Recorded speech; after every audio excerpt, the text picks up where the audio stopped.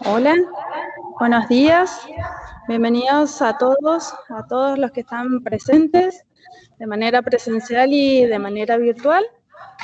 Hoy tenemos el placer, junto con el director académico y el director asistencial que están acá en el auditorio, darles la bienvenida a todos y invitarlos a escuchar la disertación de la licenciada Silvina Moyo. Ella es trabajadora social, jefa responsable del Programa Provincial de Maltrato Infantil de la provincia, y la doctora Albana Cruceña, que ella es médica de familia, también miembro del equipo técnico del programa provincial. Todas las preguntas que quieran hacer pueden levantar la mano, hacer las consultas o por el chat y las vamos a ir respondiendo. Bienvenidas, las dejo con Silvina.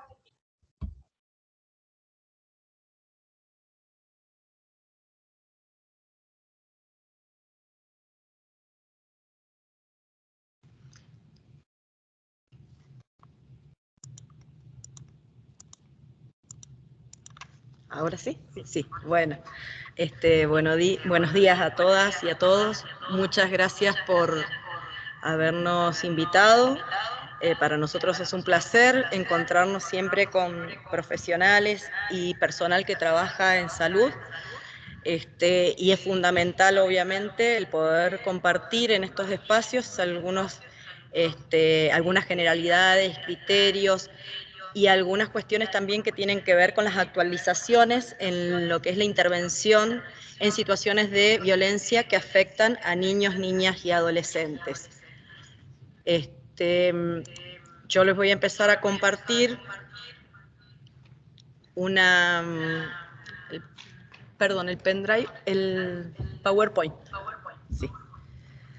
Para empezar a contarles un poquitito cómo es el trabajo nuestro, algunas cuestiones relacionadas a lo que se atiende y a lo que se ve vinculado a las violencias que afectan a niños, niñas y adolescentes en la provincia de Mendoza.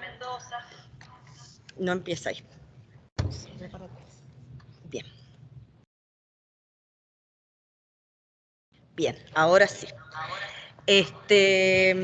Nosotros con Albana trabajamos en este programa, yo particularmente desde el año 1998, que comienza a funcionar el programa en la provincia de Mendoza, a partir de la creación de una ley, que es la ley 6551. Lo que siempre digo, este programa es único en el país. Ninguna otra provincia tiene un equipo o varios equipos, en este caso somos 35 equipos a lo largo de todos los departamentos de Mendoza, y tiene una historia la cual generalmente la comentamos para dar cuenta de dónde estamos hoy trabajando en todas aquellas situaciones de violencia que afectan a los niños, niñas y adolescentes.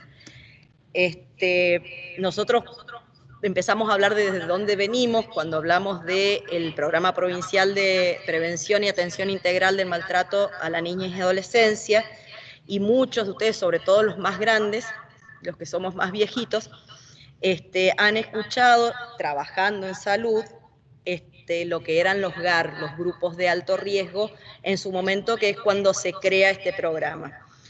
Hay una serie de marcos legales e históricos que dan lugar a estos espacios que se dedican a atender la vulneración del derecho a la dignidad e integridad personal.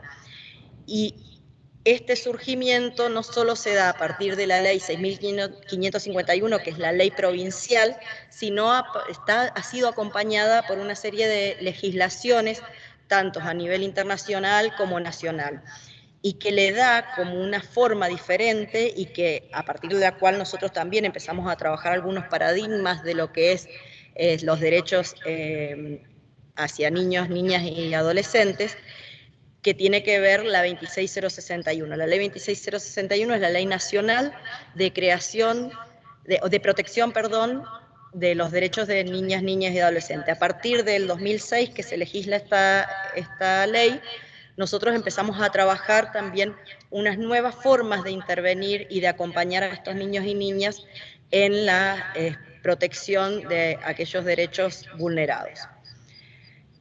Hoy, particularmente, el programa, como les decía recién, está constituido por 35 equipos interdisciplinarios que tienen una cobertura de toda la provincia, tiene un área de prevención y capacitación, un área de estadística, y tiene lo que comprende la línea 102. La línea 102 es una línea de recepción de todo tipo de situaciones de vulneración de derechos, que funciona desde el año 2017, las 24 horas del día, y que está atendida por profesionales, psicólogos y trabajadores sociales, que son los que recepcionan de la comunidad en general situaciones de vulneración de derechos, determinan la gravedad de estas situaciones y hacen la coordinación con las instituciones que correspondan para restituir ese derecho vulnerado.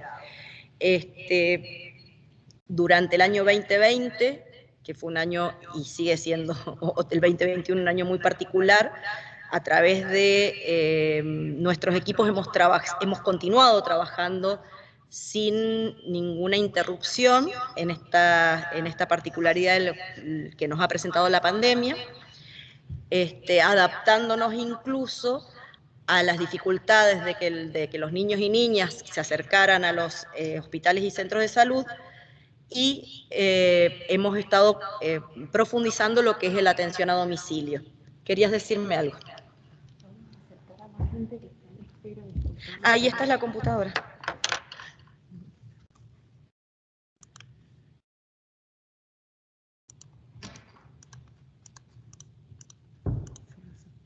Listo. Volvemos a compartir.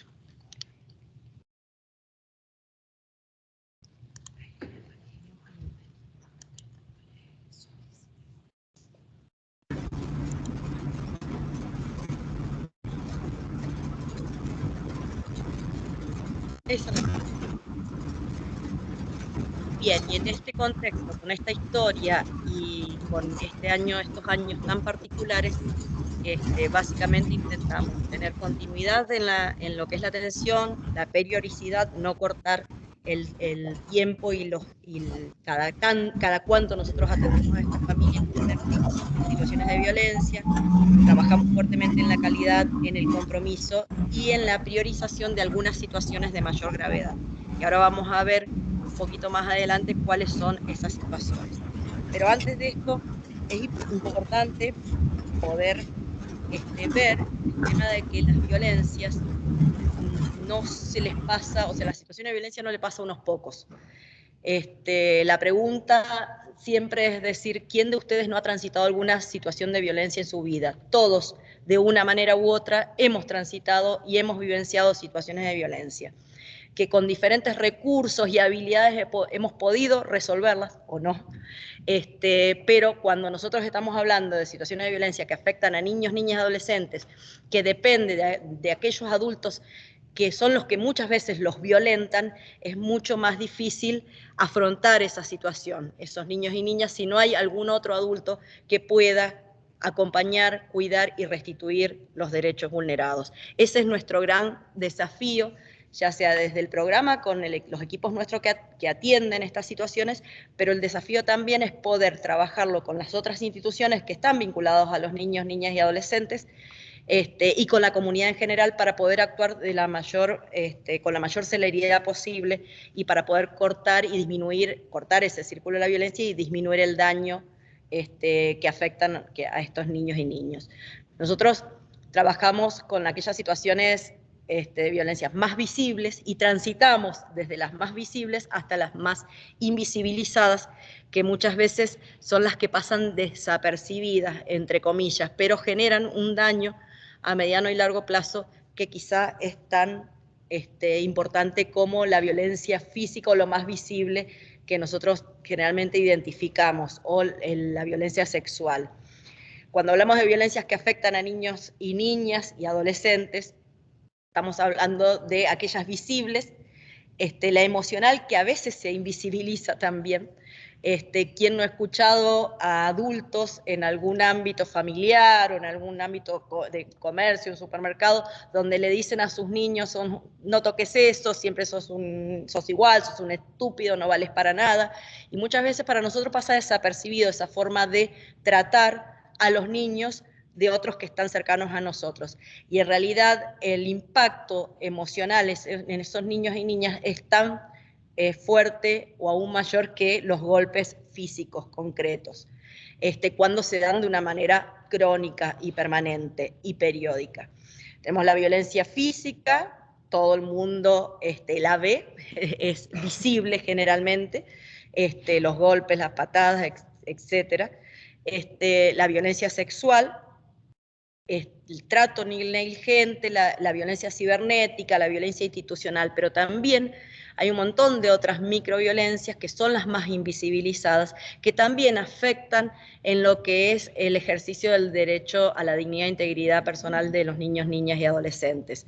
Hablamos de disciplinas violentas, hablamos de violencia económica hacia niños y niñas, el adultocentrismo y los estereotipos de género, que son los que más desapercibidos pasan cuando nosotros transitamos esta vida con los niños y niñas, pero que afectan de igual manera en su crecimiento. Lo que nosotros generalmente vemos es la violencia directa, lo que hablamos de la visibilidad, que es lo que más nos queda en la cabeza cuando escuchamos una noticia de que un niño o una niña murió producto de la violencia por parte de los adultos que lo cuidaban, o cuando fue abusado, o cuando una niña fue abusada y quedó embarazada. Es aquella parte de la pirámide que se ve y que son los que generalmente denuncian, ¿sí? Pero hay una gran parte que es la que no denuncian y que apenas se puede hablar de ellos, que es toda la base de la pirámide, que generalmente es gente que no considera que se encuentran en una situación de maltrato, por eso es más difícil aún abordarla y trabajarla. La mortalidad representa solo la parte más visible, porque por cada muerte violenta o daño grave en niños o niñas que son víctimas de situaciones de maltrato, se producen decenas y cientos de otras situaciones de diversa gravedad que los afectan a mediano y largo plazo y que muchas veces no son consideradas como tal. La violencia nos atraviesa a todos, eso es algo que por ahí en este siglo XXI, en este año 2021, cuesta pensar a algunas personas cuando se dice de que las situaciones de violencia solo afectan en aquellas clases socioeconómicas más vulnerables, que afectan en los sectores populares y que no nos atraviesa al resto de la población. La violencia nos atraviesa a todos, no distingue sexo, raza, condición socioeconómica. La violencia no se cura con vacunas ni recetas mágicas, porque muchas veces cuando recepcionamos situaciones en el programa, la idea es pensar, bueno, ya lo derivé al PPMI para que trabaje en la situación, ya se resuelve, que se va a resolver y se va a resolver de por vida. Las situaciones de violencia se van a seguir dando siempre, y por más que podamos trabajar algunas situaciones en este momento, puede ser que vuelvan a suceder y vamos a tener que volver a trabajar. No hay una vacuna que cure la violencia, ¿sí? En los seres humanos, bueno, ya lo va a explicar Albana, es una condición que vamos a atravesar siempre. Es relacional. El mayor impacto de estas situaciones de violencia se dan en los más vulnerables, por eso es tan importante trabajar cuanto antes con las niñas, niños y adolescentes que vivencian situaciones de violencia. Es más fácil verla en otros que nosotros mismos. Generalmente nosotros creemos que el otro es el que tiene reacciones violentas, que el otro es el violento y no podemos identificar la violencia que nos atraviesa a nosotros y cómo uno responde a la violencia del otro. Nos paraliza y nos impotentiza. Cuando nosotros vemos, por ejemplo, en la calle una situación de violencia, uno se queda paralizado. Aún sea una situación que afecta a uno mismo, imagínense un niño o una niña que vivencia eso adentro de su familia con aquellos que deben cuidarlos. Y a veces nos irrumpe de tal manera que nos cuesta pedir ayuda. Esto es lo que le pasa a muchas niñas y niñas que no saben cómo, no pueden y no tienen a quién pedirles ayuda. Por eso la importancia de poder estar atentos a todos aquellos chicos que pueden estar pidiéndonos ayuda desde algún lugar con los que nosotros nos vinculamos para poder identificarlo y para poder ser el espacio donde ellos puedan ser contenidos y ayudados. Por eso es fundamental identificar nuestras propias violencias, para trabajar con la situación de violencia de cualquier niño, niña o adolescente y cualquier familia que es atravesado por esto. Lo primero que tenemos que hacer es identificar nuestras propias violencias, si no es imposible poder trabajar con la violencia del otro. El reconocer y poner en valor otras prácticas, lo que siempre decimos, por más que los equipos especializados que trabajan en esta temática son profesionales, cuando nosotros hablamos de trabajar en lo que es la interdisciplina y la intersectorialidad, estamos hablando de incorporar todos los saberes que dan cuenta de las situaciones de estos niños y niñas. Reconocemos y ponemos en valor no solo la práctica de los profesionales, sino de los operadores, de los familiares, de la comunidad en general, para poder abordar estas situaciones. Consensuar con las miradas diferentes. Esto es parte también de trabajar nuestras propias violencias, porque muchas veces el creer que uno solo tiene el saber implica tener cierta práctica violenta con el otro que tiene su otra mirada, ¿sí? El no subestimar lo que el otro manifiesta, que esto es lo que decíamos también, los profesionales, operadores, la misma familia, y poner en palabra a todos, con respeto. La violencia generalmente escapa a las palabras. Y sobre todo lo que nosotros pretendemos básicamente es identificar cuanto antes las situaciones de violencias, y mientras antes las identificamos, antes podemos activar acciones de protección ante estas situaciones de violencia propias o ajenas, y menor va a ser el padecimiento de los sujetos, y menores van a ser las secuelas, y mayores las posibilidades de poder reparar ese daño que afecta a niños y niñas. Nosotros estamos enmarcados, nosotros digo porque hablo desde el programa, pero en general todas las instituciones y toda la sociedad y la comunidad estamos enmarcados dentro de un grupo de leyes que son internacionales, nacionales y provinciales, que nos dan ese marco para poder actuar en las situaciones que afectan a los chicos y que viven diferentes violencias, ¿sí?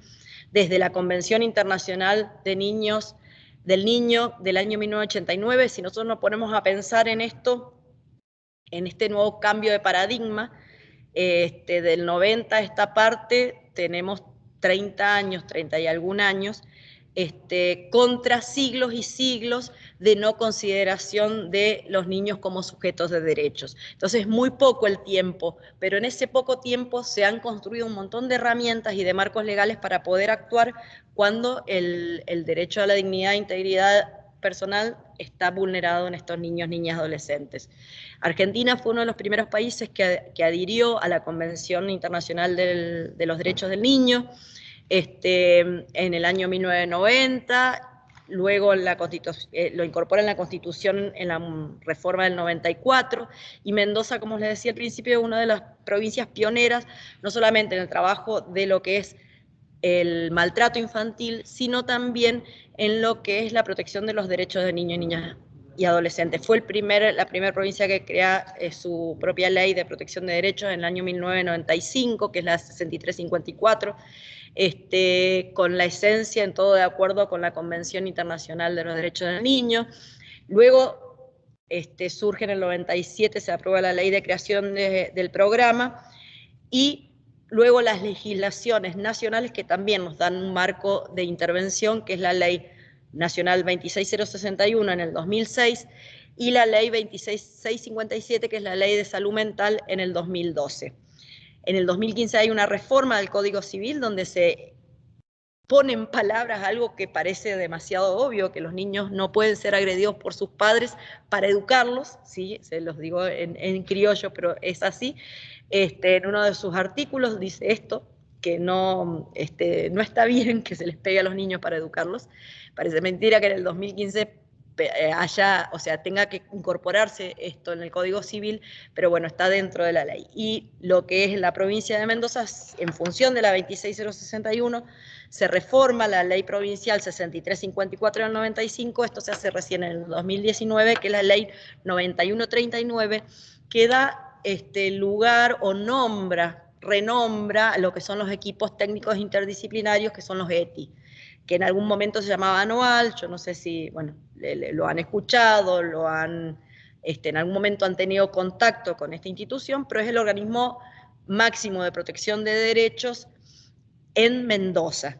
Hoy es ETI, Equipo Técnico Interdisciplinario, que es a quien se le pide que tome medidas específicas cuando hay una situación de maltrato, abuso o negligencia, y que se requiera, ya después vamos a hablar un poquitito de cuáles son las medidas que se le pueden pedir a ETI para que intervenga y para poder restituir el derecho vulnerado desde algún lugar. Una parte se restituye desde esas medidas y otra parte lo restituimos con la atención interdisciplinaria específica. Estos marcos legales plantean básicamente cuestiones que cambia de paradigmas anteriores, que es la corresponsabilidad. Habla que el primer responsable de proteger los derechos de niñas, niños y adolescentes es la familia.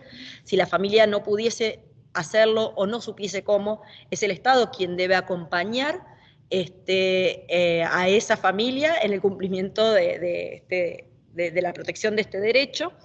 Y en tercera instancia es la sociedad en su conjunto. O sea, todos en mayor o menor medida somos responsables de proteger los derechos de niñas, niños y adolescentes.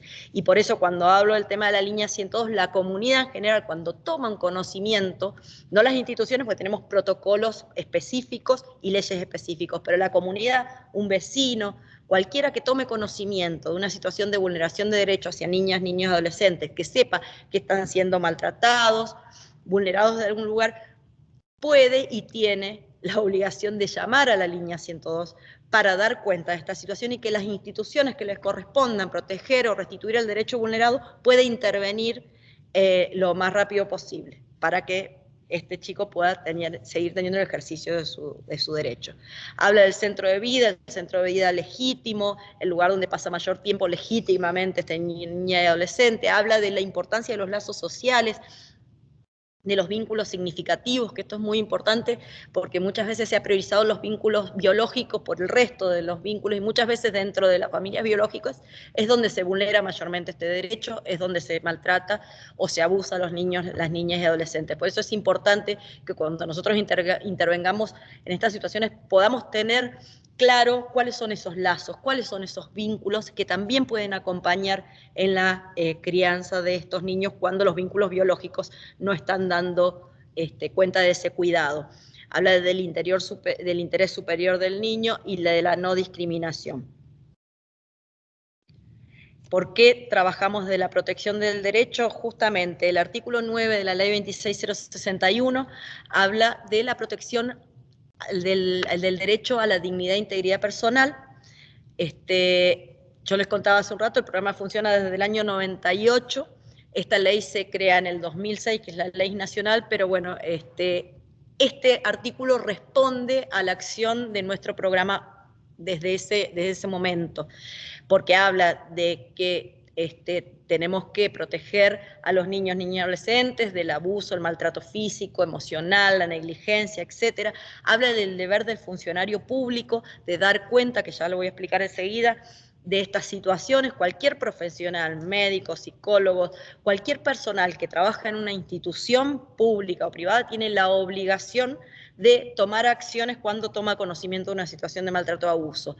Y la obligación está dada en dos aspectos, que uno es la protección de derechos y otro es lo penal, que ya lo voy a explicar enseguida. Si nosotros no cumplimos con ese deber, podemos ser sancionados desde lo administrativo, pero también imputados de lo penal, porque si nosotros sabemos que un niño está siendo maltratado y no lo decimos a las autoridades que corresponden, nos pueden incluso imputar como cómplices de esa situación. Y habla también este artículo en la 26.061 de que todos los estados deben crear, las provincias, programas gratuitos que atiendan este tipo de situaciones. Somos unos adelantados porque desde el 98 lo tenemos en la provincia de Mendoza. Acá hablamos de la responsabilidad de los funcionarios públicos. Por un lado, en la protección de derechos y restitución del derecho vulnerado, tenemos que dar cuenta a las instituciones que correspondan proteger o restituir cada derecho. Si nosotros vemos que hay una situación de maltrato o abuso, en este caso, esto comprende todos los derechos, vulneración del derecho a la educación, a la salud, etc. Pero lo que es puntualmente lo que nosotros nos compete hoy, que es el maltrato, si es una situación, que esto ya lo va a trabajar Albana también en cuanto al circuito de actuación, si es una situación de mayor gravedad donde el niño está siendo vulnerado en su familia y no hay factores de protección allá, adentro de este núcleo familiar, lo primero que se tiene que dar cuenta es al órgano de aplicación de la ley, en este caso y en función de la ley provincial, es el ETI, ¿sí? Entonces nosotros tenemos la obligación, en ese caso, de hacer la derivación o hacer el informe o llamar por teléfono, hay diferentes formas de comunicarse con ETI, para que ellos puedan evaluar esta situación, si está protegido o no, si hay adultos responsables o no, o tomar una medida y decidir a qué familia va a ir ese niño o si toma alguna medida de otro tipo. En el caso de que no sea una situación de mayor gravedad y que sea una sospecha que haya adulto protector, entonces se hace la derivación a la institución, ya sea el PPMI o a la institución de salud mental que esté en su ámbito para poder trabajar con esto. Pero por el otro lado, cuando el maltrato se constituye en delito, nuestra obligación también está en el ámbito de lo penal, en hacer la denuncia a fiscalía, la fiscalía que corresponda por domicilio. Y cuando una situación de maltrato se constituye en delito, cuando hay lesiones, ¿sí? Que llega un niño golpeado, marcado, ya sea con objetos, ya sea con la mano, bueno, Albana ya lo va a ampliar, y por otro lado, cuando hay delitos contra la integridad sexual, o sea, cuando hay una situación de abuso sexual hacia un niño, una niña, un adolescente, estamos obligados a hacer la denuncia en fiscalía. ¿Quién la hace? El primero que toma contacto con esta situación.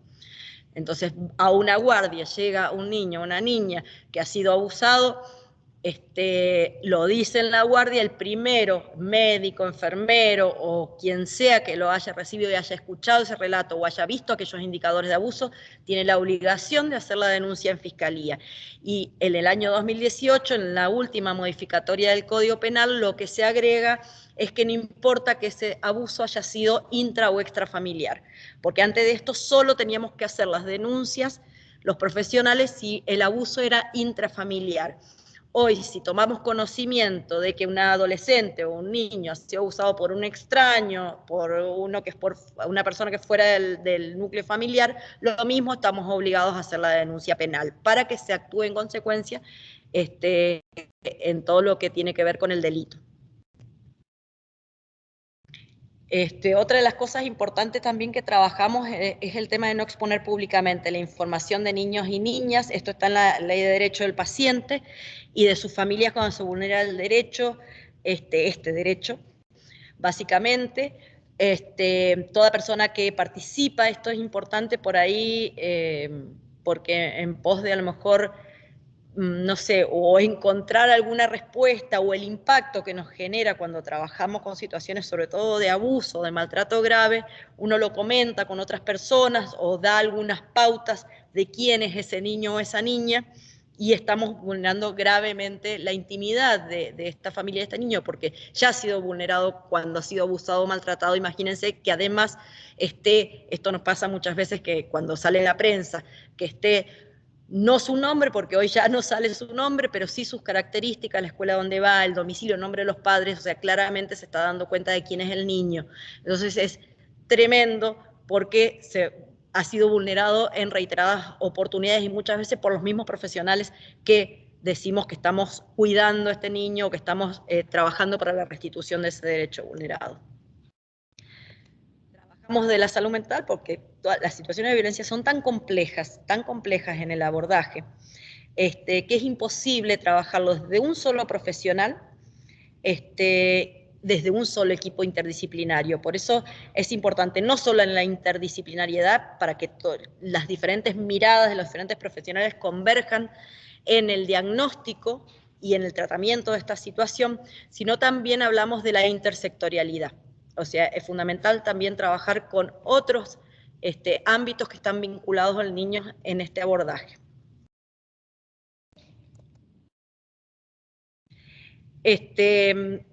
Bueno, esto es a líneas generales. El programa tiene como objetivo abordar interdisciplinariamente, como les decía recién, desde el ámbito de la salud, las situaciones de violencia intrafamiliar que afectan a niños, niñas y adolescentes mediante las unidades especializadas.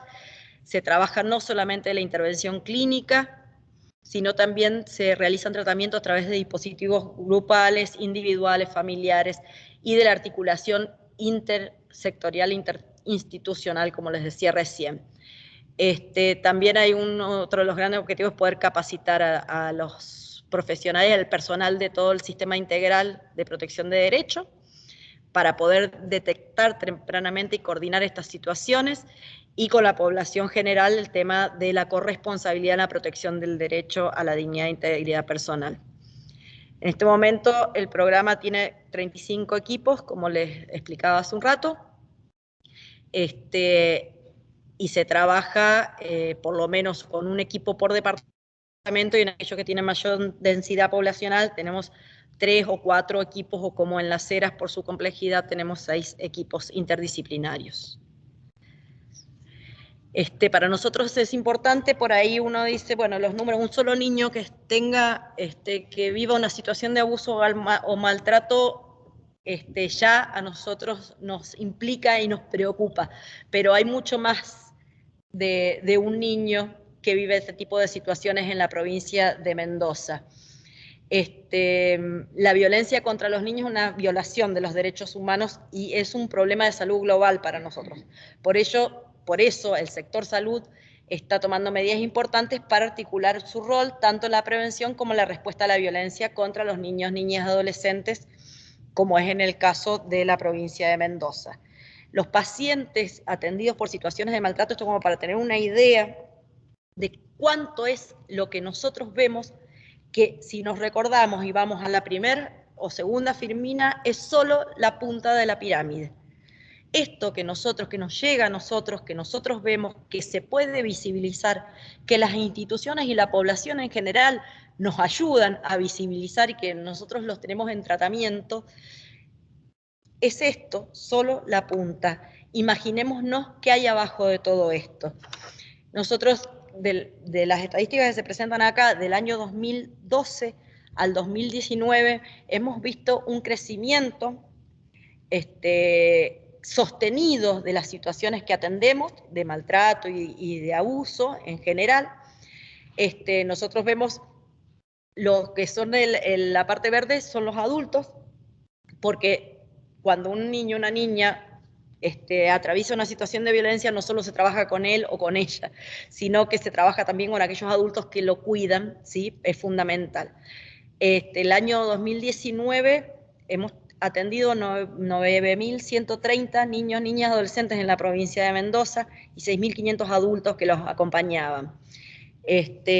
Muchas veces nos dicen, pero bueno, si ustedes están trabajando en las situaciones de violencia que afectan a los chicos, deberían disminuir las situaciones de violencia. Ese sería como un elemento para evaluar la efectividad del programa. En realidad lo que yo les transmito, en Mendoza en el año 2019 hubo 9.130 niños, niñas o adolescentes que dejaron de ser maltratados. Van a seguir apareciendo y vamos a seguir viendo situaciones de violencia que afectan niños, niñas y adolescentes. Lo importante es llegar lo antes posible para que se pueda cortar esa situación abusiva y que podamos trabajar en las secuelas de estos niños. Mientras antes nosotros lleguemos a ellos, menores van a ser las secuelas y hay más posibilidades de reparar el daño gravísimo y terrible que es que un padre, una madre, un cuidador, a aquellas personas a las que los niños aman, los abusen y los maltraten. El año pasado, las situaciones de violencia, nosotros nos han marcado determinadas complejidades. Las situaciones de pandemia, justamente por el aislamiento que implicaba y que implica al día de hoy. De todas maneras, hoy ya por lo menos han vuelto a las escuelas, a la presencialidad, pero el año pasado se han acrecentado muchas de estas situaciones y lo que nos ha preocupado justamente es la mayor dificultad de estos niños o niñas de poder dar cuenta de esto al no ir a la escuela y no tener contacto con otros adultos que no sean sus padres o sus cuidadores convivientes. Aún así, nos han llegado situaciones, hemos trabajado fuertemente con ellas y hemos tenido un pequeño estudio, no tenemos todavía las estadísticas cerradas del 2020, pero un estudio en el Hospital Noti, en donde se ha dado cuenta de que han disminuido notablemente los accidentes e intoxicaciones, accidentes domésticos, automovilísticos, intoxicaciones y demás de niños, niñas y adolescentes, pero han aumentado de una forma exponencial las situaciones de abuso sexual y de maltrato que llegaban al hospital para ser atendidos. Esto es una pequeña muestra de lo que nosotros este año estamos recibiendo como consecuencia de esta pandemia. El tema de abuso sexual ha pasado de 40 a 70% de las situaciones que hemos visto en el NOTI, y el resto ha sido maltrato físico. Se ha incrementado de una manera muy alta en esta muestra, ¿sí? Fundamental la detección temprana, ¿sí?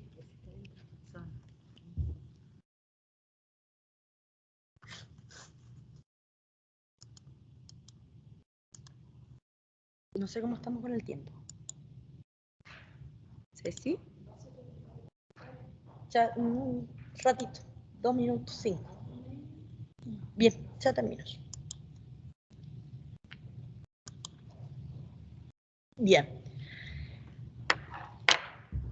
Por eso es importante detectar tempranamente y ofrecerle a estos niños y niñas un tratamiento inmediato. Y eso lo hacemos a través de la escucha activa, que esto todos los que estamos vinculados con niños deberíamos ponerlo en práctica. No solamente nosotros que somos los equipos especializados. La escucha activa va desde el escucharlo realmente lo que el niño o la niña nos quiere decir, mirarlo, no verlo al pasar, mirarlo, creerle cuando nos dice que algo le está pasando y contenerlo. Son como los 4 puntos básicos para poder darnos cuenta de si ese niño o esa niña está siendo víctima de una situación de abuso o de maltrato. Y por el otro lado tenemos que poder identificar la gravedad de esta situación y lo vamos a hacer en función de la cercanía que tenga este niño o esta niña con el agresor. No es lo mismo que lo maltrate o lo abuse un vecino, un abuelo que ve cada un año, a que ese agresor sea el padre, la madre, el padrastro, un conviviente y que sea de una forma permanente de vinculación con él. O sea, el tema de la convivencia o no para nosotros es fundamental y nos determina la gravedad de un caso de maltrato. Si hay otro adulto protector o no, eso también es muy importante porque muchas veces uno es el que agrede dentro de ese grupo familiar, de ese grupo de adultos, y hay otro que a veces no agrede, pero no hace nada para proteger o para cortar esa agresión. Ahí identificamos si es protector o no ese adulto y también nos determina la gravedad. La edad del niño no es lo mismo que un niño de 2 o 3 años sea maltratado a un niño de 10, 12 o 14. Y si están transitando o tienen una discapacidad, porque tienen mayor dificultad para dar cuenta de la situación que atraviesa en su hogar. Bueno, nosotros básicamente trabajamos de lo terapéutico, hacemos diagnóstico, tratamiento, no atendemos urgencia. Las urgencias se resuelven en las guardias de las diferentes instituciones y las urgencias desde el punto de vista de protección de derechos las resuelve ETI, ya lo va a explicar bien Albana.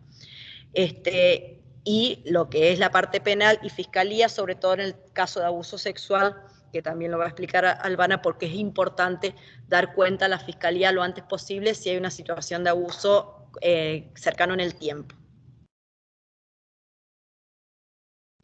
Por eso, entre las situaciones de gravedad, tenemos que tener en cuenta que hay 3 aspectos fundamentales que deben intervenir, 3 áreas fundamentales. Una es la de salud, otra es protección de derecho y otro es lo penal. ¿Hay más gente?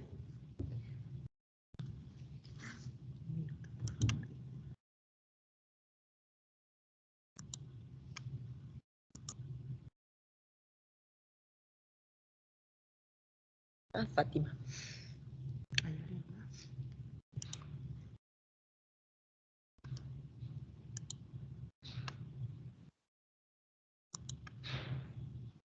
Hola Silvi, hola. Muchas gracias. Me da para saludarla, pero... Sí.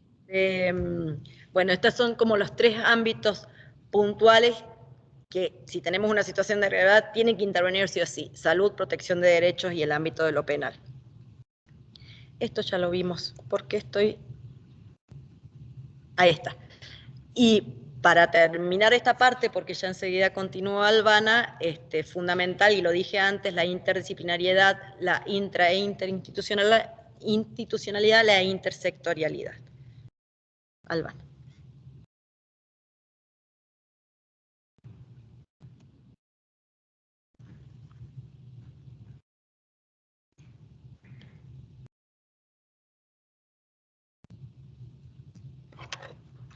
Vos decime dónde tengo que ir y yo voy aceptando gente.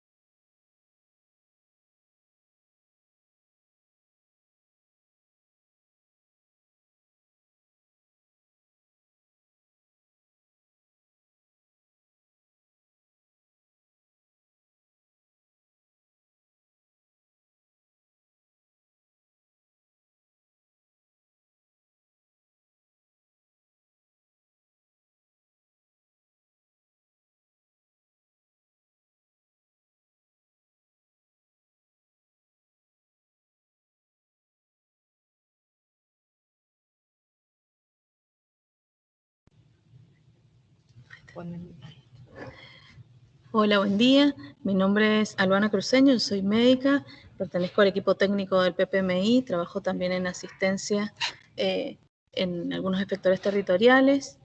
La idea de hoy es hablar un poquito de cómo se instaura el circuito de violencia, acompañando un poco todo lo que Silvina ha venido trabajando previamente. Vamos a hablar un poquito de las características generales, de las situaciones de violencia a nivel intrafamiliar, de las condiciones en la cronificación de las situaciones, las formas de establecerse en el tiempo, la sintomatología que aparece en niños y niñas y adolescentes, y por último, los circuitos a los que estamos llamados también como efectores de salud y como integrantes de equipos de salud comunitarios. Tenemos la corresponsabilidad de activar circuitos de protección para de alguna manera terminar o intentar disminuir esas situaciones de violencia a las que están sometidas niños y niñas. Como características generales, hablamos del maltrato y del abuso sexual como una problemática de salud que se va a presentar de forma heterogénea y multidimensional. ¿Esto qué significa? Que va a aparecer de diferentes formas, que va a expresarse de distintas maneras a nivel clínico, a nivel del desarrollo de niños y niñas, que no distingue clases sociales, lo mismo que planteaba recién Silvina. Se va a presentar tanto en ámbitos públicos como privados, en clases sociales económicamente con mayores recursos, a otras más vulnerables, que niños y niñas que son expuestos a estas situaciones se van a encontrar vulnerables, entrampadas en una relación asimétrica de poder ambivalente, donde por un lado esos adultos que deberían proteger y cuidar, los violentan y les generan situaciones que pueden comprometer su integridad física y emocional, que repercute significativamente en su lazo social y que a la larga determina dificultades en su crecimiento y en su desarrollo y que van a marcar su vida para siempre en muchas situaciones, ¿no? Y sobre todo si no llegamos a tiempo a visibilizarlas, a diagnosticarlas y de alguna manera a contribuir en ese circuito de finalización de la situación de violencia. La violencia dentro del ámbito familiar, nosotros hablamos fuertemente que es algo arrasador es arrasador en el psiquismo y en el desarrollo de esos niños y niñas, porque toda la estructura que debe dar la familia o esos adultos que tienen que ver con la protección, el cuidado, el escudo de lo que viene desde afuera, de la violencia del exterior, deberían cuidar y proteger, no lo realizan, por lo tanto, ese niño o niña queda arrasado desde su psiquismo y desde su corporalidad, solo, vulnerable, ante situaciones propias de violencia que generan estos adultos responsables, generando un circuito que vamos a ver más adelante de desprotección, entrampe y confusión. Esas tres cosas son fundamentales para nosotros desde la clínica, poderlas determinar, poderlas diferenciar, poderlas visualizar, porque nos va a permitir de alguna manera comprender lo que están viviendo esos niños y niñas y también nos permite activar los circuitos de protección y fundamentar las propuestas que nosotros hacemos hacia las otras instituciones del por qué es necesario o no una medida de protección, el por qué es necesario o no una denuncia penal y demás.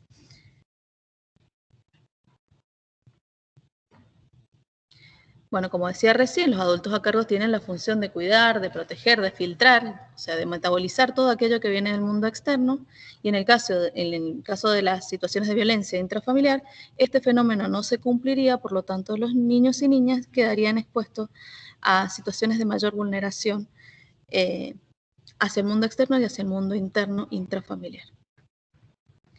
¿Cómo se van constituyendo esas dinámicas familiares? Esto es un circuito que lo que genera a lo largo del tiempo es la cronificación de las situaciones, la naturalización, la acomodación, la invisibilización de los fenómenos y permiten que justamente las situaciones perduren en el tiempo y cada vez se hagan más graves, más difíciles de poder salir y van apareciendo como en un ciclo donde aparece primero la amenaza, y la violencia como modo de resolver conflictos. Esto va generando el sometimiento de estos niños y niñas hacia la figura de quien los amenaza o les genera situaciones de violencia, que más adelante las vamos a diferenciar, específicamente cuáles trabajamos nosotros desde el PPMI, que tienen que ver con estas que son más visibles, que no significa que no existan otros tipos de violencia, pero bueno, trabajamos las más visibles o las que se constituyen con mayor gravedad en cuanto a la integridad psicofísica de niños y niñas. Estas situaciones de amenaza y de violencia entonces terminan generando un sometimiento de niños y niñas con la imposibilidad de poder hablar de lo que les sucede, con la imposibilidad de poder salir de estas situaciones. Aparece el silencio como forma determinante, la palabra está impedida, no se puede hablar, no se puede dialogar, no se puede evidenciar hacia el exterior lo que sucede. Por lo tanto, acá también dentro de este silencio aparece un fuerte impacto en el lazo social. Generalmente hay una ruptura del lazo social, las familias se vuelven más retraídas, más hacia su mundo interno, no permiten la salida, no permiten que se visualice, esto hace que se oculte. Y si no hay nadie desde el mundo externo, justamente todo lo que veníamos hablando con anterioridad, que pueda visualizar, que pueda ver desde otro lugar, aunque no haya un relato claro de lo que sucede, esto va a seguir ocultándose. Por lo tanto, se va a representar en algún modo en estos niños y niñas a través de sintomatología que muchas veces tiene que ver con la opresión, la angustia y la tristeza, que genera una mayor vulnerabilidad y que termine generando justamente este circuito que se va retroalimentando con el tiempo si no hay nadie que desde afuera logre interrumpirlo. Bien, un poquito lo mismo que decía recién, ¿cuál es la forma de instauración que permite la cronicidad y el develamiento tardío?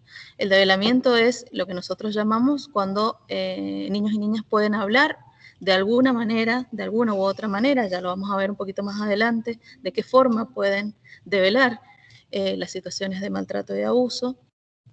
Pero bueno, la forma de instauración generalmente se repite, es un patrón que se sigue y que se instaura, y que una vez que se instaura, si no hay alguien desde afuera que pueda visualizar y romper ese circuito, se va a cronificar en el tiempo y va a durar tanto como esa persona, ese niño o niña pueda develar o tanto como alguien desde afuera pueda observar y cortar.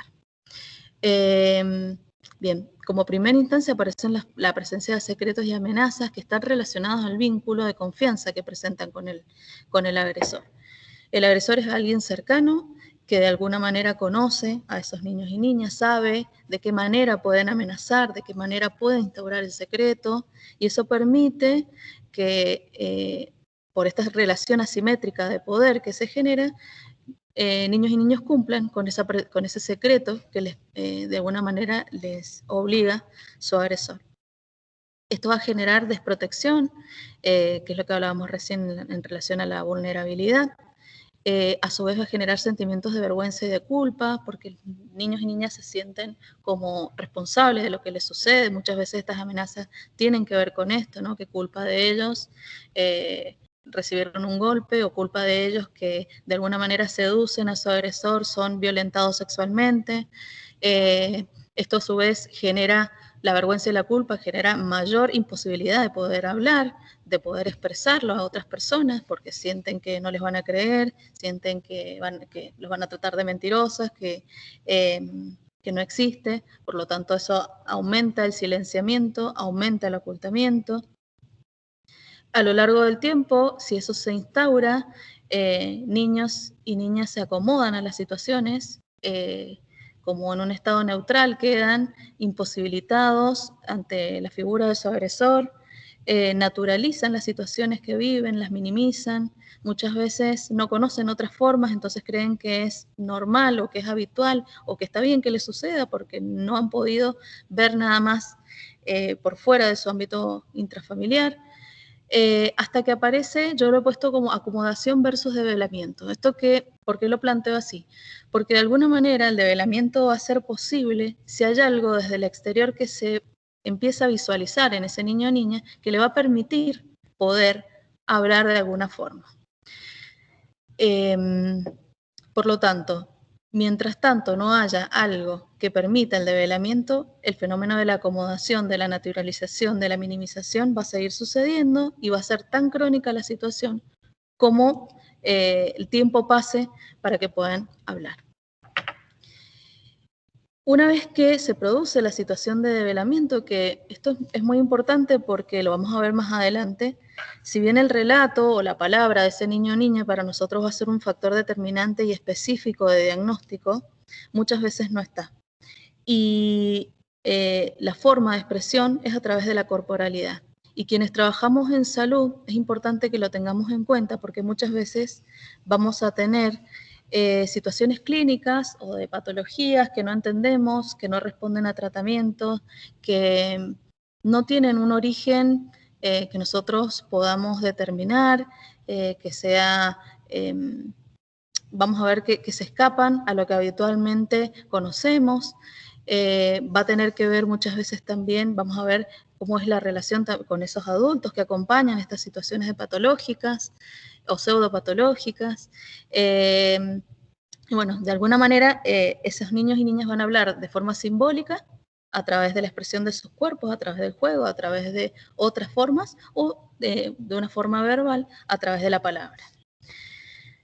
Lo importante, como decía Silvina recién, es esto, ¿no? Escuchar, poder visibilizar, acompañar y proteger una vez que ese niño o niña empieza a develar de alguna manera o de otra manera estas situaciones de maltrato o de abuso que vive.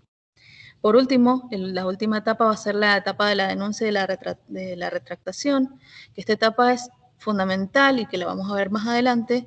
Es fundamental la acción que podamos tener nosotros como equipos de salud, porque cuando se produce el develamiento nosotros debemos actuar en consecuencia de ese develamiento para proteger, y eso significa denunciar o enunciar.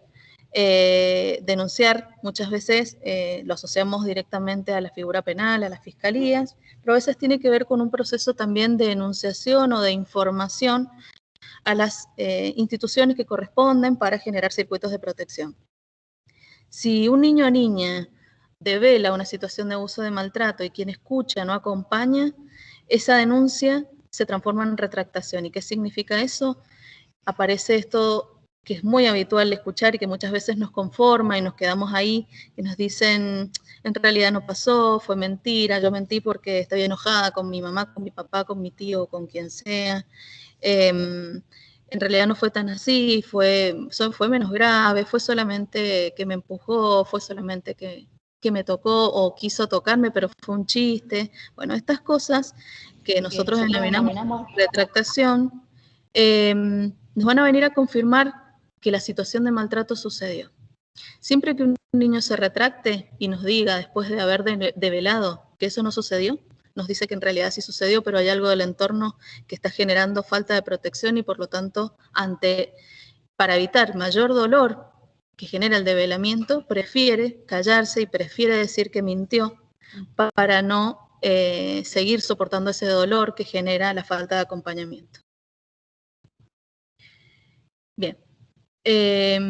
Los tipos de maltrato que nosotros trabajamos desde el PPMI constituyen esos maltratos visibles que hablaba Silvina recién, que muchas veces son los que de mayor impacto en la integridad psicofísica generan, y que los vamos agrupando en diferentes nombres porque tienen diferentes modalidades y se van diferenciando entre sí por sus formas.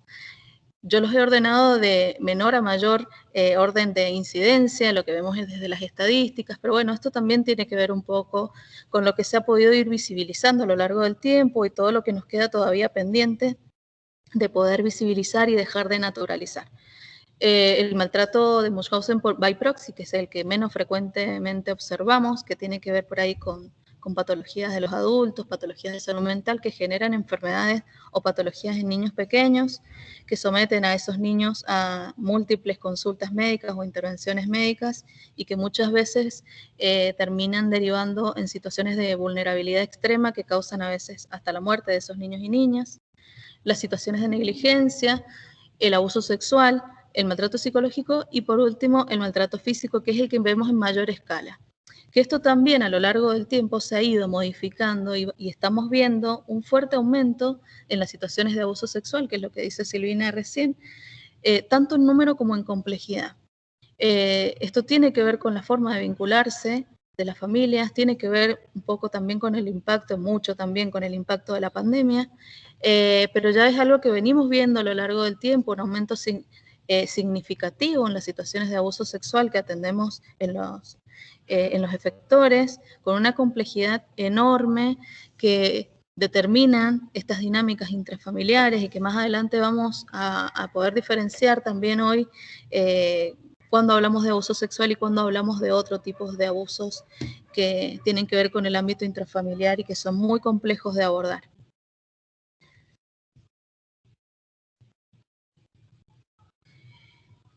Una de las cosas que me pareció interesante resaltar del impacto de la violencia en niños y niñas tiene que ver con el impacto en la primera infancia. Esos niños y niñas que en realidad todavía están dentro de su núcleo familiar, que están al cuidado de estos adultos que no los protegen y que a su vez no están acompañados desde otras instituciones que puedan visibilizar, que de alguna manera pueden observar que estos niños pueden estar siendo sometidos a situaciones de violencia, son altamente vulnerables a mayores consecuencias del impacto de la violencia, generando muchas veces estos daños severos e incluso la muerte, sobre todo en las situaciones de maltrato físico y de abuso sexual. Bueno, esto lo hemos hablado un poquito, qué es el maltrato físico, qué es el maltrato psicológico, las diferentes modalidades. El maltrato físico me parece importante no extenderme mucho en esto, pero bueno, sí hablar de esto, de la fuerza física que se ejerce por parte de este adulto que cuida, que debería cuidar, que no es un daño accidental, es un daño intencional, que tiene que ver con golpes, amarrones, empujones, quemaduras, fracturas, mordeduras, diferentes formas de poder castigar a esos niños y que implica existencia de actos físicos nocivos, muy nocivos y que pueden impactar seriamente en la integridad psicofísica. Frecuentemente este tipo de maltrato se asocia de forma errónea a la falta de cuidados básicos, que esto tiene que ver muchas veces, nos pasa cuando vemos chicos con malas condiciones de higiene o con la ropa no adecuada a la temperatura o a la época del año y decimos, uy, ese chico seguro que es maltratado porque está en condiciones de higiene deficiente y en realidad esto tiene que ver muchas veces con la falta de recursos económicos de la familia y no necesariamente con las situaciones de maltrato. Recordemos que el maltrato se expresa en todas las clases sociales y quedarnos un poco viendo eso, terminamos invisibilizando todo lo que sucede en otros ámbitos. Lo mismo con la negligencia. Nosotros trabajamos fuertemente el concepto de negligencia porque tiene que ver con las situaciones donde los adultos no ofrecen los cuidados que requieren los niños en relación a sus necesidades de acuerdo a su edad cronológica, pero esta falta de cuidado tiene que ver con una intencionalidad. No está relacionada a la falta de recursos, cuando aparecen las deficiencias en los recursos socioeconómicos, sino cuando está, a pesar de tener todos los recursos, cuando las instituciones han trabajado, cuando aparecen todas las herramientas para poderle brindar a estos niños lo que necesitan de acuerdo a su edad, a pesar de eso no se otorga. Ahí hablamos de negligencia, y si nos ponemos por ahí a hacerlo como más fino, hilarlo más fino, vamos a ver que cada vez se va reduciendo este concepto, estas derivaciones por negligencia en nuestro programa, porque podemos visualizar que a veces esta falta de cuidado está asociada a otros procesos, tanto de salud como socioeconómicos, y no principalmente a una intencionalidad de no ofrecer los cuidados que ese niño o niña requiere. Es definir por la causa, no por la consecuencia. Claro, es definirlo exactamente por la causa y no por la consecuencia. Bien.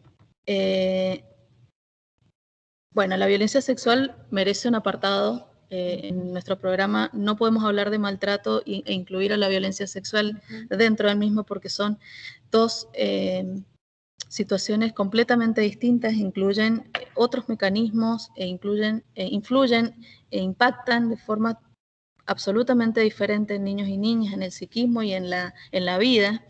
Dejan marcas que no se pueden de alguna manera curar, sino que es necesario trabajar fuertemente para que el impacto sea el menor posible y la reparación del daño sea la mayor posible, pero bueno, la marca queda para siempre en la vida de estos niños y niñas, sobre todo cuando esa violencia sexual ocurre dentro del ámbito intrafamiliar.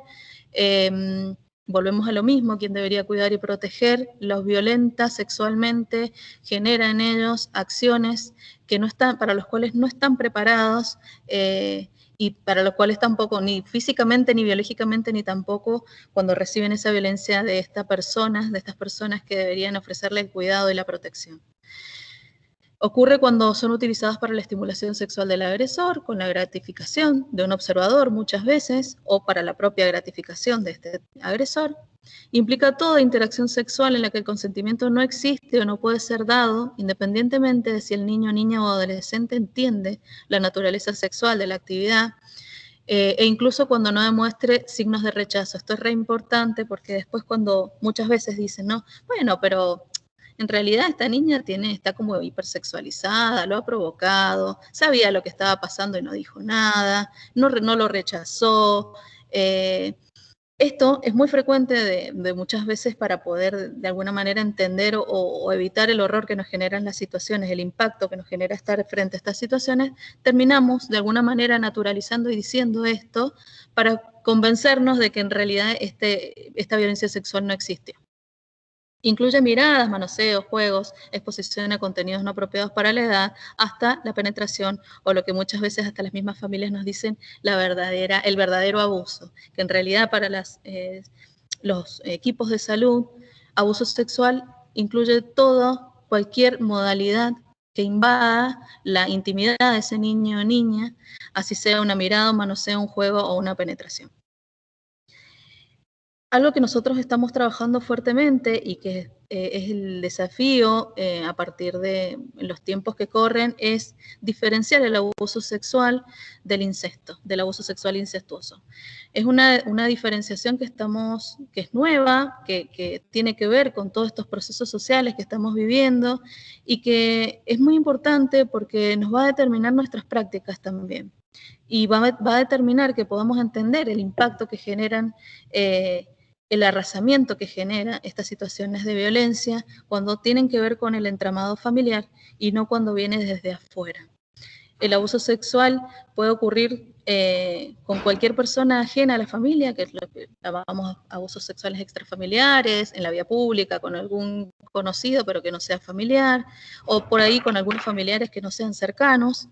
Pero cuando hablamos de incesto estamos hablando de situaciones de abuso sexual con adultos que tienen otro vínculo, que tienen un vínculo mucho más cercano, que conocen, que debería ser un vínculo de amor y de protección y que en realidad se transforma en un vínculo de agresión extrema que va a marcar esa vida, ese psiquismo de esos niños y niñas para siempre. Eso es fundamental y a partir de ahí nosotros trabajamos fuertemente este arrasamiento que se generan en las situaciones de abusos sexuales incestuosos. Que de hecho es el 70-80% claro, de lo que atendemos. Exacto, que de hecho es así, el 70 o el 80% de las situaciones, o mucho más de las situaciones que atendemos tienen que ver con estas modalidades de abuso, que anteriormente le hemos llamado abuso sexual, pero que estamos trabajando fuertemente para denominar los abusos sexuales incestuosos, porque tienen otra implicancia en la clínica, tienen otra implicancia en el futuro de salud y de la integridad de esos niños y niñas. Bien, el abuso sexual a las infancias y el abuso sexual incestuoso a las infancias y adolescencias es más silenciado y ocultado que cualquier otro tipo de violencia. Eso incluso hasta en las estadísticas lo vemos todavía, a pesar de que hay mayor desnaturalización o mayor puesta en palabra de las situaciones de violencia, todavía sigue invisibilizándose.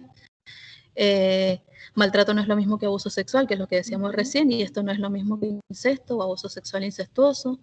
Parte de la resistencia de visualizarlo aparece porque el horror que genera estar frente al mismo, sobre todo nos pasa en el ámbito de la salud, muy frecuentemente cuando nos quedamos solos frente a estas situaciones. Por eso es tan importante el trabajo interdisciplinario. Cuando se devela la situación de abuso o de maltrato, además de visualizarlo e interpretarlo, es necesario contener, alojar y proteger, que es lo que hemos dicho recién.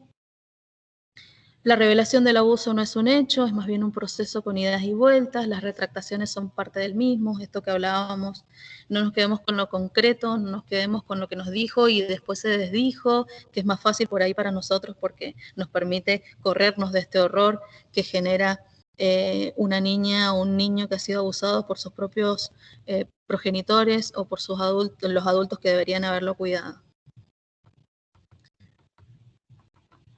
Bien.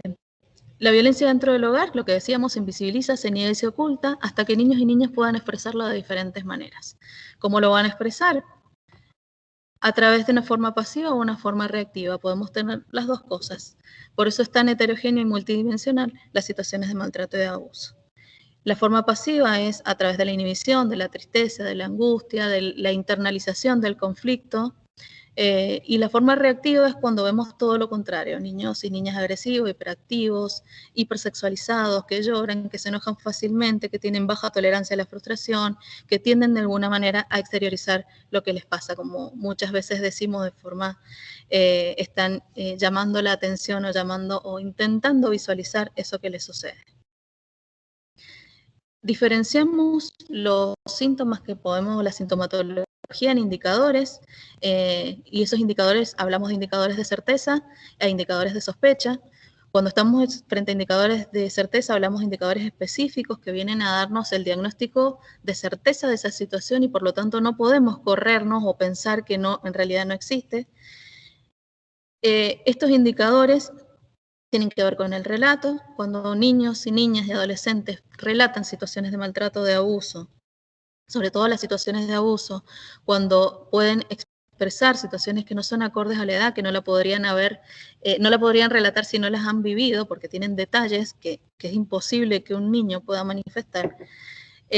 No hay duda de que esa situación ocurrió, los niños no manipulan, los niños no mienten, no tienen que ver con su proceso de pensamiento mágico, tiene que ver con situaciones que realmente han vivido y por lo tanto hay que tomarlas como tal.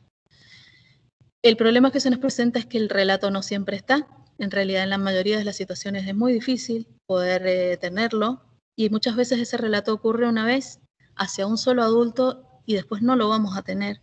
Por lo tanto, si ya el niño habló, lo tomamos como tal ese relato, aunque se lo haya dicho una persona y nos lo diga a nosotros, y trabajamos en función de eso.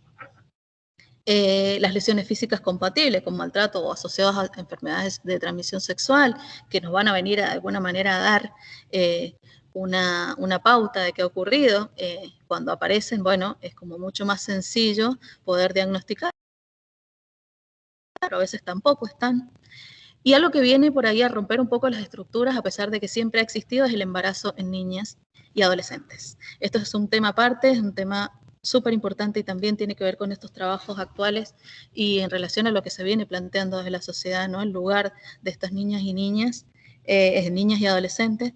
El embarazo, por ley, cuando las niñas son menores de 13 años, se consideran situaciones de abuso sexual, eso no hay duda, pero las dudas ocurren en adolescentes de temprana edad, sobre todo menores de 15 años, cuando aparecen a una consulta, vienen a una consulta, están transcurriendo una situación de embarazo, muchas veces tendemos a, volvemos a lo mismo, a naturalizar y intentamos encontrarle la respuesta y muchas veces aparece que son la excusa o la justificación, que es un embarazo producto de un noviazgo, que si uno indaga, empieza a indagar, se empieza a caer el relato y no aparece ningún novio, y menos si son niñas o adolescentes de corta edad, que aparece en el discurso contradicciones, que aparece una emocionalidad que no está acorde, que hay un tránsito de actuaciones desde las instituciones, muchas veces, que ya esas niñas han estado transcurriendo o transitando instituciones en procesos de tratamiento por situaciones de violencia. Bueno, numerosas situaciones que podemos tener en la historia de estas niñas y adolescentes que si nos detenemos a mirar, que si nos damos el tiempo de pensar por qué está transcurriendo un embarazo, una niña de 12 años, de 13, de 14 años, muchas veces las vamos a poder encontrar y vamos a poder diagnosticar una situación de abuso que muchas veces tiene que ver con estos abusos incestuosos y que de alguna manera nos permiten cortar este circuito de violencia intrafamiliar. Los indicadores inespecíficos son la enuresis y la encopresis secundaria, el retraimiento y la inhibición, lo que hablábamos un poquito recién de quienes exteriorizan o quienes interiorizan los conflictos. En relación a los adultos, la falta de señal de alarma o la resonancia afectiva, un relato contradictorio, un ocultamiento de información, fenómenos clínicos que no responden a los tratamientos, consultas repetidas, o bien la falta de consulta a tiempo. Esos son indicadores que solitos, los inespecíficos no los vamos a tener como indicadores de certeza de maltrato o de abuso, pero si aparecen asociados a los indicadores específicos los vamos a tener en cuenta, o se parecen asociados entre sí. Bien, en relación a las lesiones, muy acotadamente tenemos las asociadas a lesiones traumáticas por maltrato físico y las lesiones asociadas al abuso sexual, con moderada especificidad, alta especificidad o de diagnóstico de certeza. Lo importante acá es que tenemos un tiempo cuando estas situaciones se convierten, como decía Silvina recién, en situaciones graves. Tenemos poco tiempo para trabajar desde salud y sobre todo en las situaciones de abuso sexual, muchas veces para poder prevenir un embarazo no deseado, un embarazo forzado y para poder prevenir las infecciones de transmisión sexual tenemos hasta días u horas para poder actuar en consecuencia. Entonces, llamamos las 72 horas de oro a esas horas para la implementación del kit de emergencia que nos va a permitir evitar o disminuir las probabilidades de infecciones de transmisión sexual y hasta 5 días para la anticoncepción de emergencia para prevenir embarazos forzados. Mientras más temprano lleguemos, mayores efectos terapéuticos a nivel clínico vamos a tener. Bueno, de la evaluación integral, resumiendo un poco todo lo que hemos hablado, vamos a evaluar las condiciones de salud general, las lesiones asociadas al motivo de consulta, las lesiones de sospecha, el compromiso de la vida y los requerimientos de las acciones de salud, la coherencia en el relato, la actitud de los niños y niñas frente a la entrevista y en relación a los adultos que acompañan, los síntomas asociados que presentan y si existe o no un embarazo. Bien, en la guía de procedimiento como herramienta de evaluación nosotros vamos a centrarnos en la gravedad de la situación y qué hacemos en consecuencia de eso. Y por eso vamos a hablar de situaciones urgentes de las que no son tan urgentes. Para que una situación se considere urgente deben existir dos variables: que la salud o seguridad básica se encuentre amenazada y que no exista figura familiar o de apego que garantice la protección. Un poco en resumen de todo lo que hemos venido hablando.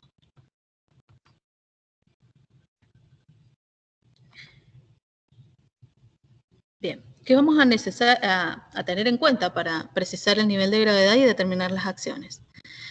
Lo mismo, las condiciones clínicas y el riesgo de vida, la proximidad del hecho, la convivencia con el agresor, las señales de alarmas que hemos hablado, los mecanismos protectores en los adultos acompañantes.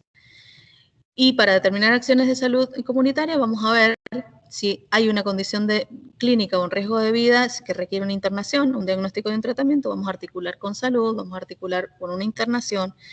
Y en caso de que esas situaciones se constituyen en delitos, vamos a articular con fiscalías, y si requieren medidas de protección, vamos a articular con ETI. Bien, para que una situación sea leve, a modo de resumen, decimos que la situación que da origen no es reciente, que no hay compromiso de vida, que no hay convivencia con el agresor y que hay presencia de adulto protector. Por lo tanto, en esas situaciones se puede esperar, se puede articular, vamos a verlo a continuación. Se articulan con efectores de tratamiento, que es el PPMI, de tratamiento ambulatorio, donde les vamos a dar un turno de admisión, y a partir de ese turno de admisión, con un informe previo que hagan las instituciones, nosotros trabajamos esas situaciones de violencia que se han generado.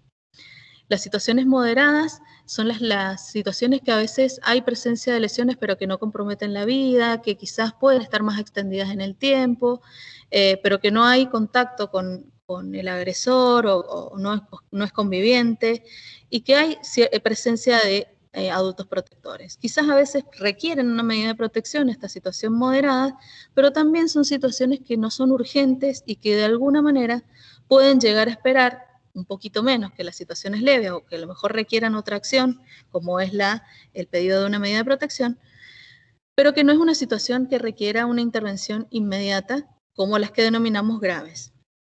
Las graves están relacionadas a la inmediatez del hecho, a la presencia de lesiones o de situaciones clínicas que comprometan la vida o la integridad psicofísica de esos niños, niñas o adolescentes, la convivencia con el agresor y la ausencia de adulto protector. Esas 4 cosas son fundamentales para nosotros determinar desde salud, porque van a implicar que nosotros activemos los circuitos de atención o de intervención, que no pueden faltarle si hablamos, no le pueden faltar las patas, por ejemplo, a ese circuito, porque una que falte va a generar un estado de mayor vulnerabilidad.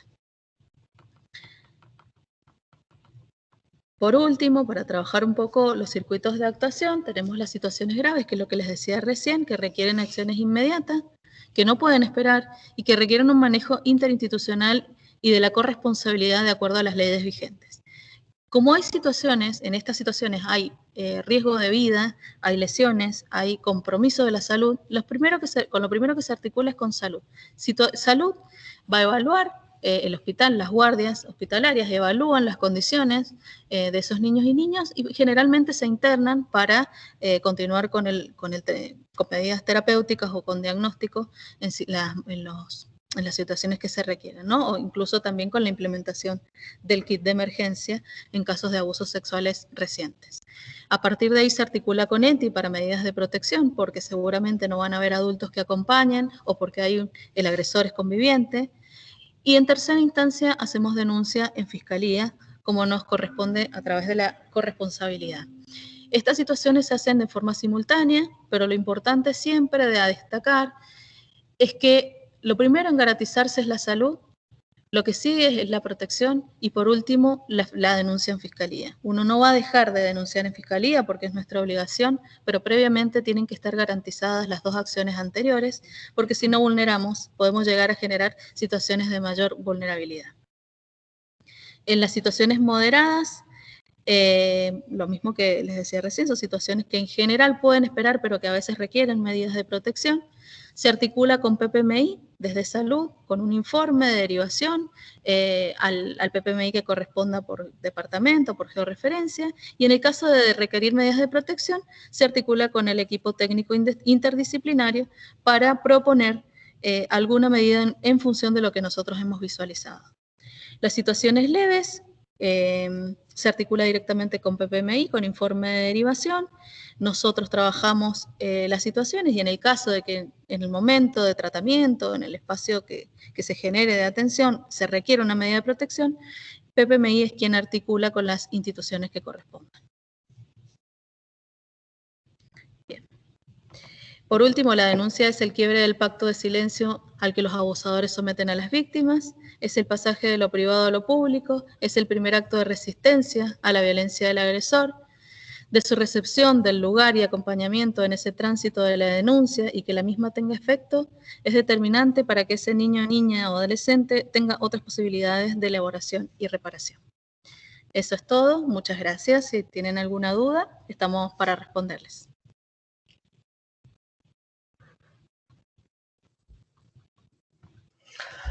Bueno, muchísimas gracias a las dos expositoras, la verdad que han sido muy claras en todas las situaciones de violencia de niños, niñas y adolescentes. Abrimos el espacio de consultas, sugerencias, preguntas. Ahí vemos a la doctora Laura Herrera. Hola, antes que nada agradecerles la exposición clarísima, como siempre, a Silvina y a Albana. Y bueno, algo que es un tema re incómodo, el tema de maltrato y de abuso, creo que nos moviliza a todos desde distintos lugares. Y me gustó que hayan hecho mucho hincapié en esto de escuchar y en comprometernos y actuar. La duda surge muchas veces cuando estamos solos en el consultorio con un paciente, yo quería por ahí como casos más concretos. Decimos del agudo, moderado, grave. Por ejemplo, en el abuso sexual, por un caso que hubo recientemente ahí en el hospital, esto de que a veces el examen tiene que ser hecho por un equipo, el que más capacitado esté en ese momento para que al niño no lo estemos manoseando y que se vea en un lado, se vea en el otro y demás. Entonces, en la inmediatez, en la sospecha de un caso grave, por ahí, si estamos en el consultorio, si es válido, en lugar de yo seguir abriendo la puerta, o sea, escuché el relato y hay alta sospecha, si el examen lo tengo que hacer yo o si lo derivo a la guardia para que el chico sea evaluado ahí por el equipo que más sepa en ese momento, y si ante la sospecha hago la denuncia. Eso es lo que quería que me aclararan, porque es lo que pasó recientemente con un caso ahí en el hospital. ¿Me puede? Bueno, estamos con Albana mirándonos y nada, cualquiera de las dos puede decirte lo que pasa. A ver, si es una situación en donde tenés indicador de certeza o altamente específico, como bien lo dijo Albana, tenés un relato y tenés un relato que incorpora el contacto físico, el contacto con secreciones en menos de 72 horas, yo particularmente no pierdo el tiempo, sino que lo mando a un lugar donde realmente se puede evaluar la colocación del kit. A ver, una situación de abuso sexual con contacto físico o contacto con secreciones de un adulto, por parte de un adulto, es una emergencia. O sea, está definido como una emergencia incluso para el Servicio Coordinado de Emergencia. ¿Por qué? Porque las 72 horas de oro, como bien nos decía Albana recién, es primordial que mientras antes se evalúe que si hay que colocar el kit, o sea, las primeras 6 horas son las horas cruciales, pero tenés hasta 72 horas para la efectividad de este kit. O sea, por eso es fundamental que si yo en la institución donde estoy, o si estoy en un consultorio privado, no tengo la posibilidad de la evaluación para la colocación de un kit en un niño, niña, adolescente, tengo que enviarlo al lugar donde sí tienen la posibilidad y lo antes posible. O sea, no tengo que perder tiempo. Porque vos ya tenés un indicador específico. Como me decís, si tenés un relato y el relato dice que ha habido contacto menos de 72 horas, yo lo cargo en lo que sea y lo llevo al lugar que corresponda para la colocación de ese kit. Porque ahí de todas maneras lo van a examinar también, ¿sí? Yo entiendo que tiene que ver con esto de que, bueno, si lo viste vos, ¿por qué no lo examinaste? A ver, hay una emergencia.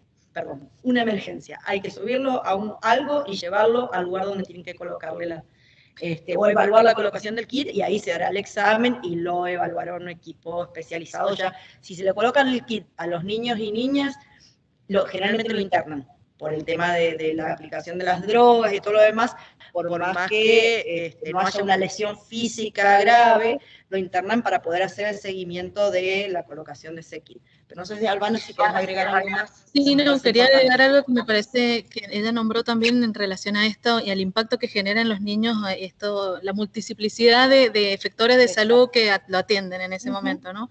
Creo que lo más importante y que merecen los chicos, y es la forma de democratizar nuestras prácticas, es poder explicar lo que vamos a hacer. Cuando nosotros le brindamos la información necesaria a ese niño, a esa niña que transita situaciones de violencia y que de alguna manera nos ha elegido para develar esa situación, uno tiene que explicar qué es lo que va a ocurrir y que uno lo va a acompañar de la mejor manera posible. Y a partir de ahí es como que se nos abren los caminos también para poder salir de esta situación que nos incomoda y que es muy difícil y que a veces hasta nos cuestiona nuestros propios saberes. Se nos abren los caminos porque uno consensúa la práctica con el otro. Explica, el otro aprueba y de alguna manera nos sentimos aliviados y acompañamos las situaciones desde otro lugar. Entonces un poquito también es eso, ¿no? Sabemos lo que tenemos que hacer por protocolos, pero una vez que democratizamos un poco esta práctica y explicamos qué es lo que vamos a hacer, nos sentimos acompañados con el mismo paciente, que es quien de alguna manera nos autoriza a realizar esta derivación. Muchas gracias, muy claro. Hay otra pregunta de la doctora D'Ameto, donde pregunta qué hacer para hacer la denuncia a Fiscalía, qué datos del niño y demás debemos averiguar. Y si se puede hacer online o no. Sí. Puede ser, sí. ¿Quiere contestarlo? Bueno, los datos los mayores datos que se tengan, que sean posibles, siempre van a ser válidos tanto para la derivación a los equipos de PPMI, que nosotros requerimos nombres, documento y domicilio, si es posible un teléfono, como también para las fiscalías. El nombre, el documento y quizás el nombre de los adultos o a quienes hagan referencia en relación a la situación de maltrato y el domicilio, van a ser por ahí los requerimientos que van a pedir desde Fiscalía. Cuando uno está de guardia, cuando uno no puede salir a denunciar porque tiene pacientes en una sala de espera o en una guardia esperándonos, están las opciones de poder realizarlo después, están las opciones digitales para poderlas hacer a las denuncias y después desde la Fiscalía se comunican con nosotros para ir a ampliar esa denuncia y vamos cuando podamos en realidad. Pero lo importante es poder denunciar con esos datos. Sí, por ahí dar cuenta de esta situación, sobre todo, vuelvo al punto de que si hay una lesión y ha habido contacto con secreciones, se avisa online, telefónicamente, para la toma de muestras. Porque por un lado nosotros activamos todo lo que tiene que ver con la protección de derechos, con ETI, para que no vuelva a exponerse al niño en una situación de abuso o maltrato, pero por el otro lado también, que para nosotros, más allá de ser una obligación y un deber de funcionario público, es muy importante el que también se desarrolle el proceso penal, no obstaculizarlo, porque es reparador también para ese niño o niña que ha sido abusado, que se dé toda la parte del proceso penal con aquella persona que vendría a ser el agresor. Entonces, por eso es importante, uno siempre dice salud, en situaciones graves, obviamente, salud, protección de derechos, penal. Pero bueno, en la medida que nosotros activamos la parte de salud, también podemos dar aviso, damos aviso a lo que es protección de derechos de ETI y obviamente que damos aviso por el medio más sencillo que tengamos, en este caso puede ser el teléfono, a la fiscalía que corresponda para que pueda activar todo lo que es cuerpo médico forense y demás cuando tienen que recolectar pruebas, porque es importante luego para el proceso penal.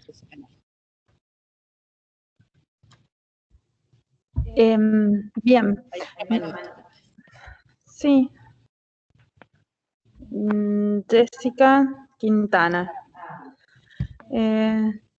Acá plantea, ¿desde los equipos de niñez podemos simplemente derivar al PPMI o hay que esperar a que el ETI local lo realice? Pregunta 2. Ante detecciones de riesgo de abuso sexual infantil, pero ETI establece que no hay riesgo, ¿qué otra acción podemos realizar habiendo advertido al PPMI a la asesoría de menores? Respondo a la primera. La primera, Desde sí, los la equipos de niñez podemos derivar directamente a PPMI o hay que esperar que el ETI lo realice. En realidad tiene que ver con las situaciones de acuerdo a la gravedad. Si es una situación leve o moderada que no requiere una medida de protección a través del ETI, se puede derivar desde niñez con un informe de derivación al equipo que corresponda. Si requiere una medida de protección, se deriva a ETI y ETI es quien va a derivarnos a nosotros porque a veces las medidas de protección se toman en otros departamentos, entonces no va a tener que ver a lo mejor con la georreferencia de niñez que generó la derivación, sino también con los adultos con quien se tome la medida, pasa a otro departamento. Entonces, directamente ETI es quien deriva o rederiva luego de haber tomado las medidas de protección.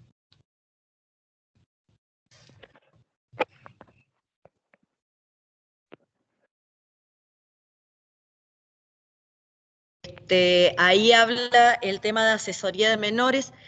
No sé bien por qué lo han planteado, pero por ahí hago la diferenciación, que hay aquellos que son docentes tienen como un mecanismo diferente en función de la ley de protección al docente que fue legislada en el 2018, que establece que cuando los docentes tienen contacto con una situación de abuso o maltrato, en donde se debe tomar una medida de protección, tienen el mismo procedimiento de dar cuenta a ETI para que evalúe esa medida de protección. Pero en la parte penal hay una modificación porque a los docentes no hacen directamente la denuncia a Fiscalía a partir de esta ley del 2018, sino que dan cuenta de la situación asesoría de menores y es asesoría de menores quien hace la compulsa penal.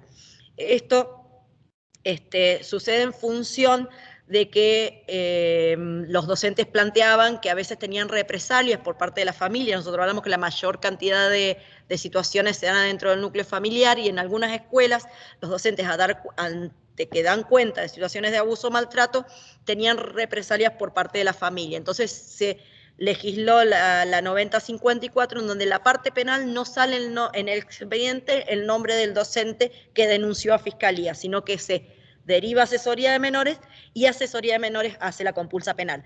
Pero esto es solo para docentes, solo para los docentes de DGE. El resto de profesionales de salud y demás seguimos teniendo el mismo procedimiento que es protección de derecho ETI, parte penal, nosotros estamos obligados a hacer la denuncia a Fiscalía con nombre y apellido. Sería bueno que si pueden aclarar, porque por ahí siempre hay confusión con el tema de el domicilio y los ETI. Corresponde hacer, cuando uno le da intervención al ETI, ¿el domicilio de quién? ¿Del niño? ¿De la institución que uno está receptando ese relato? La Fiscalía lo mismo. ¿Corresponde a la Fiscalía por domicilio del niño o por domicilio de la institución? Es el domicilio del niño, a ETI, por eso cuando por ahí nos consultan, es un niño que está acá en el hospital, bueno, ¿dónde vive? En Guaymallén, listo, hay que hacer la derivación o hablar o coordinar con ETI de Guaymallén, y así con cada lugar, es del domicilio del niño, o la niña, o el adolescente. ¿La Fiscalía lo mismo? La Fiscalía es del lugar donde uno trabaja, exacto. Ellos después derivan. Sí, tal cual. Ellos hacen la derivación. De todas maneras, si son, por ejemplo, situaciones de abuso sexual, la toman a la Fiscalía de la zona, pero en muy poco tiempo, en pocos días, lo deriva, se lo pasa a las Fiscalías especializadas de delitos contra la integridad sexual, que hay 4 en lo que es el Gran Mendoza. Directamente la toma la Fiscalía Zonal de la institución y de ahí la pasa a la de delitos contra la integridad sexual. De todas maneras, ahora con la modalidad virtual, de denuncia virtual, uno hace la denuncia y después desde las mismas fiscalías nos contactan de acuerdo a por georreferencia a cuál le corresponde y uno amplía después en esa fiscalía y ellos articulan después con la Fiscalía de Delitos contra la Integridad Sexual. Tal cual. María Luz La Roca hace rato, me parece que levantó la mano. Y Laura de nuevo levantó la mano. Hola, no, gracias. Ya No sé si en el chat Laura hay algo. Herrera, no sé si querés hacer la pregunta, desmutense y pueden ir haciendo las preguntas. No, ya contestaron porque era lo mismo, decía, la fiscalía era la misma, el domicilio. Eso la ampliaste vos, así que ya está. Gracias. Le quedó la manito a Laura, me parece. Otra de las preguntas que por ahí surge, la derivación a los equipos del PPMI. Este informe de derivación, ¿hay un modelo específico que haya que hacer este informe? ¿Qué datos tiene que tener?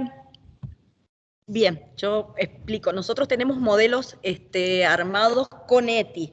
El 60% de los pacientes que nosotros trabajamos en el PPMI, los trabajamos en coordinación con ETI. Bien, porque ha ingresado primero por ETI y después nos ha hecho la derivación a nosotros para que hagamos todo el abordaje terapéutico, o bien que nosotros lo teníamos dentro de nuestros pacientes y le solicitamos a ETI que evaluara la toma de una medida específica. En ese caso, nosotros con ETI hemos trabajado fuertemente en modelos de informe, en lo que ellos necesitan de nosotros para evaluar la toma de una medida y lo que nosotros necesitamos de ellos para poder hacer el abordaje clínico terapéutico que hacemos. En las instituciones, con las instituciones en general, no hay un modelo de informe, pero sí requerimos, en principio, datos básicos, desde nombre, edad, escolaridad, instituciones con las que se vincula la familia, niños, niñas, adolescentes, si tienen algún antecedente con alguna otra institución, alguna toma de medida de ETI, si tiene algún antecedente de denuncia penal, y básicamente el relato de lo que ellos han escuchado y cuál es su impresión. A ver, la institución, cualquier institución que nos deriva a PPMI, tiene que decirnos por qué nos lo deriva, o sea, cuáles son los indicadores que han observado estos profesionales que hacen que puedan sospechar alguna situación de maltrato, de abuso, por un lado, o si realmente tienen indicadores concretos de que hay una situación de maltrato, de abuso y que requieren de nuestra intervención específica y especializada. Esos son como los datos fundamentales. Mientras más completo esté ese informe, mucho mejor para nuestra intervención, porque no vamos a empezar de cero. La idea es no exponer nuevamente a la familia un montón de cosas que por ahí otros ya le preguntó, que otros ya intervino, y podemos tomar o retomar desde ese lugar, desde donde nos derivaron, ¿sí? No sé, Albana, si quieres comentar algo más.